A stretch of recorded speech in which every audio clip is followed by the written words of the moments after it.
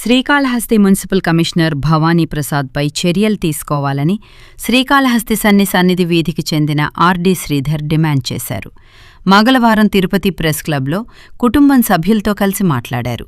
సన్నిధి వీధిలో 2 ఇండ్లను అనధికారికంగా కూల్చివేసి ప్రశ్నించినందుకు మున్సిపల్ అధికారులు 3వ ఇంటికి నోటీసులు ఇచ్చారని వారు తెలిపారు.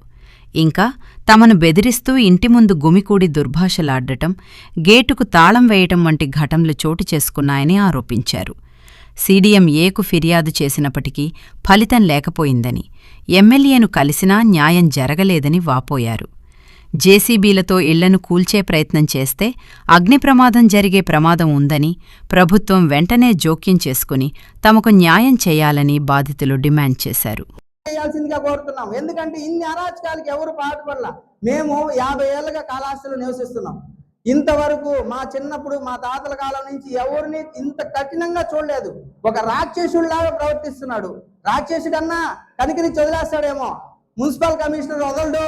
ఆయనకి ఎదురుపోతే బుల్డోజర్ లాగా గుద్దుకొని వెళ్ళిపోతాడంట. మమ్మల్ని చంపేస్తాడంట. గుణపాలు తెస్తాడు, రాడ్లు తెస్తాడు. పర్సనల్ గా ఎందుకు అంత గ్రడ్జు నీకు? నువ్వు తప్పు చేయకపోతే కోర్టులో సమాధానం చెప్పు. చెప్పకుండా నువ్వు మా మీద దౌర్జన్యం చేసి ఎంతవరకు కరెక్ట్? ఒక కమిషనర్ స్థాయి వ్యక్తి చేసే పనులేనా ఇవి? గట్టిగా ప్రశ్నిస్తున్నా. ఒక కమిషనర్ స్థాయి చేసే పనులు కావు. ఒక రౌడీలు గూండాలు చేసే వ్యక్తిగత ఈ కార్యక్రమాలు చేస్తున్నారు. ఎందుకు కుటుంబాలు 5 కుటుంబాలు ఇతని వల్ల సఫర్ అవుతున్నాయి. మా అందరి మీద కేసులున్నాయి. మా అందరివి హైకోర్టులో కూడా కేసులున్నాయి. అదే విధంగా ఇది ఎంతవరకు న్యాయం? సీఎం గారు దయించి ఇతనిపై ఎంక్వైరీ చేయండి. తప్పు అతనిదైతే అతన్ని సస్పెండ్ చేయండి. తప్పు మాదైతే మమ్మల్ని శిక్షించండి. మీరు ఏ శిక్ష చేస్తారన్నా మేము మీరు చెప్పిన ఆదేశాలకు మేము కట్టుబడి ఉంటాము.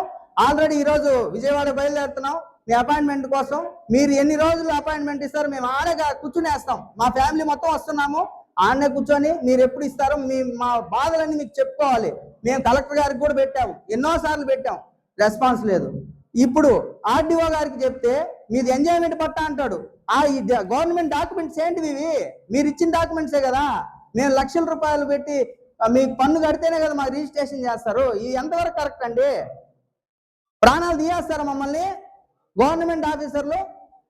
కమిషనర్ అయ్యండి ప్రాణం తీసేస్తాను అనేది ఎంతవరకు కరెక్ట్? రౌడీలు వేసుకొచ్చాడా లేదా అనేది పక్కా ప్రూఫ్ అందరికి ఇచ్చినా. మీకు పర్సనల్ వ్యక్తులను ఎందుకు తీసుకొస్తారు? వాళ్ళ మెడలో ఐడి కార్డులన్నా ఉన్నాయా? లేవు. లేకపోయేసరికి మీరు ఎందుకు ఇలా పాటుపడుతున్నారు?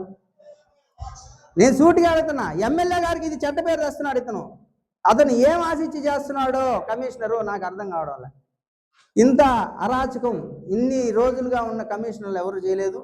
ఈయనకి ఎక్కువ ఇంకొకటి ఉంది ఇక్కడ. అతను ఒక పర్సనల్ కారు పెట్టుకున్నాడు.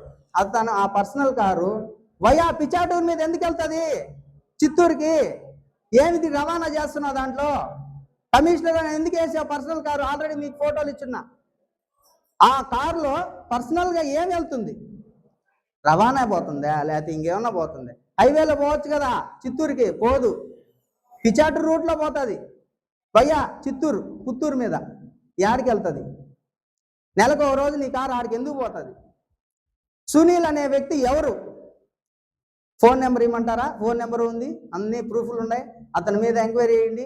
ఏసీబీ ఆల్రెడీ కంప్లైంట్ చేయాలి. మేము ఆల్రెడీ ఈ వీడియో ద్వారా ఏసీబీ వాళ్ళకు కూడా వెళ్తుందని ఆశిస్తున్నాను.